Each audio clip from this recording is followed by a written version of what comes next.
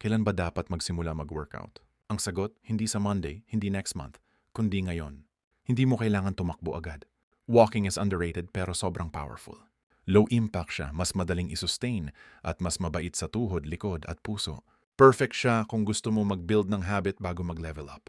Running is good pero walking prepares your body for better health long-term. It improves circulation, helps manage weight, lowers stress, at binibigyan ka ng oras mag-isip at huminga. Today, almost 16 kilometers ang nalakad ko. About 33,000 steps total. Hindi dahil athlete ako, kundi dahil naglaan lang ako ng oras. Sa work, sa free time, paunti-unti. Hindi mo kailangan ng perfect schedule. Kailangan mo lang magsimula. 5 minutes becomes 10, 10 becomes 1 hour. Kung iniisip mo pa rin kung kaya mo, ito na ang sign. Maglakad ka muna. Maglaan ka ng oras para sa sarili mo.